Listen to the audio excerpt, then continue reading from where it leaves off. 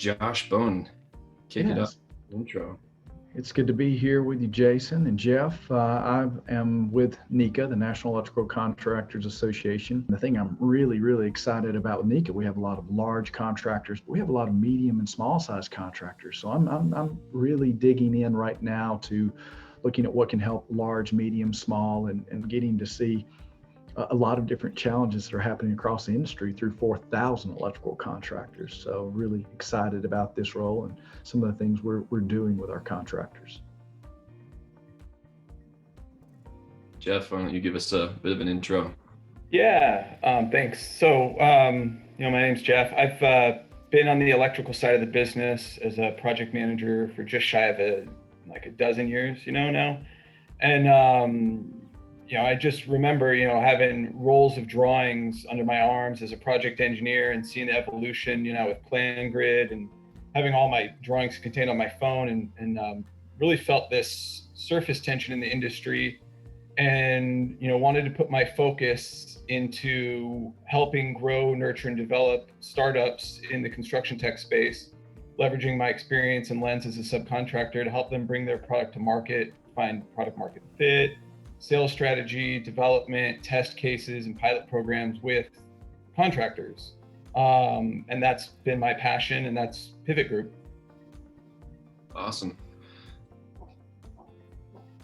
Emerging technologies. What are the ones that, Jeff, you had some interesting things around, BIM adoption, and I think BIM didn't even exist at all when I started out, and I know Josh much the same. And then now it's almost like a ubiquitous term that everybody knows what it is and knows what it means, and you can't imagine most jobs without it. We're still, not every job is modeled all the way it needs to be, but at least it's got huge penetration.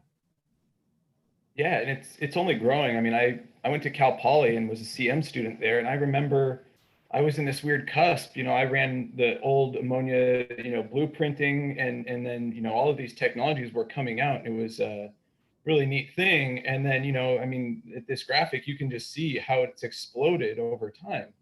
And going backwards and thinking about the days when I can recall a clash detection meeting was throwing a bag of Togo sandwiches in a job site trailer with everyone locking the door and praying to God no one got into a fight. And and now you see it with all the technologies we have. We're doing it on Zoom, and there's an incredible amount of collaboration and support.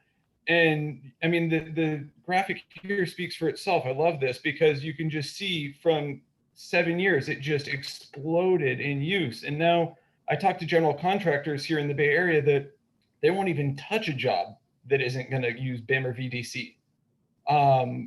Even the small TIs, I was talking to a contractor that's massive and saying, come on, TI, really, you're gonna BIM that out? They're like, absolutely. Existing space, we got laser scanners, we'll throw that in, we'll create the existing space, we'll get the core shed model, and then we'll clash detection everything, smallest office to the biggest project, because there's savings in technology and adopting these processes. It absolutely provides value and savings in labor hours, especially as we start talking about the cost of labor and ultimately construction increasing, and as contractors and project managers, owners, and general contractors, we need to find a way to get as much out of that increasing cost as possible to provide value to people.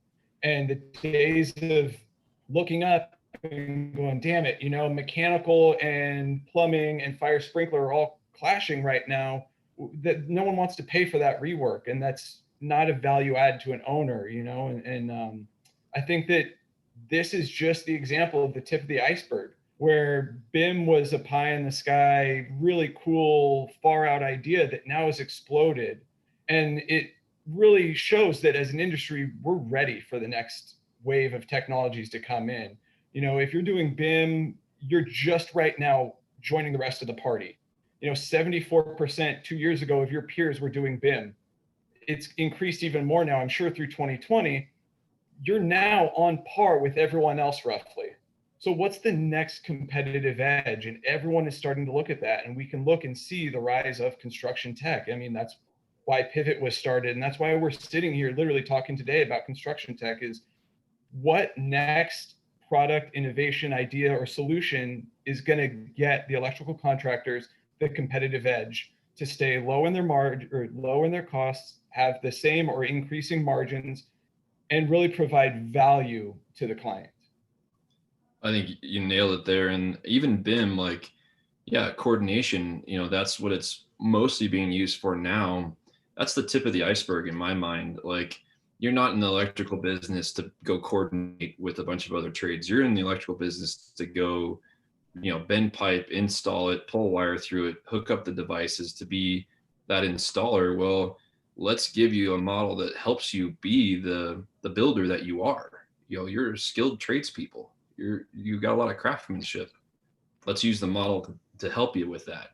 And the whole offsite and prefab things that just keep growing and expanding.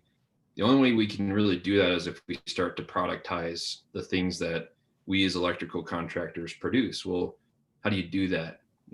Automotive's been doing it for years. Even when you go buy a Toyota, you don't buy a Toyota part, you get the different parts from everybody else, and they've been modeling that for decades, and they just make the little tweaks. We can start to drive those conversations like, hey, this is how we make a rack. We're going to do an overhead rack where it's a 4x4 with electrical conduits in there. That's what we do. Here's how it fits in your building. Like, I know, Josh, like, BIM's a passion of yours too, so it is. I mean, you look at this too, and the beautiful thing when we start to talk about BIM, and not only is the adoption rate grown so much, it's the maturity of where we're at with BIM and how it's become I've always, for so long, BIM was this third leg of the project that never really got its groove and never fit into the process. And now you're seeing the motivation come from the right. We're coming from the right place, that it's coming from the electrical and mechanical contractor. And that I remember having to have those conversations about LOD. Now we don't, a lot of times on the right jobs, and you're working with the right contractors that have the level of sophistication, you don't worry about LOD, because the LOD's in it for them to drive their offsite construction methods and what they want to do to be able to hit the schedule and doing prefab. So you've seen so much maturity, even from the manufacturers, and creating content, improving the content. You've seen all these additions to Revit and add-ins. You've seen tools that Manufacton give us the visibility. I mean, one of the things that's always been so scary with offsite construction is that you get paid later because you don't have the ability to bring it in and carry it through the shop. But now there's these tools that can make sure that you're getting paid in a fair time. So you're more incentivized to do more offsite construction than you've ever done before. And BIM is really that guide that's gotten us to that point. And let's be honest, I think what BIM has done for more than anything for us as an industry is given us empathy. That GC has more empathy today because they see the challenges in those coordination meetings that the trades have to go through. That you put an architect and engineer in that room and they see what's going into that space, and that they understand that gap from their permit set of documents to what's ultimately being produced as installation documents, that gap grows every year because the projects keep getting more complex. So it has created some empathy among the project stakeholders. Well, it's that coordination that used to happen on the job site. You'd have the mechanical foreman, the framing foreman, and the electrical foreman just looking at it going, your stuff's there, my stuff's supposed to be there. How's that going to work? And they, kind of argue it out and then maybe go for beers at the end of the day. But like, that's what collaboration and coordination actually looked like for a very long time. And GCs had no idea. They're just like, oh, go build it. Well, that's great. Like, the framer just put everything in the way. You got to go cut it out to actually go do that.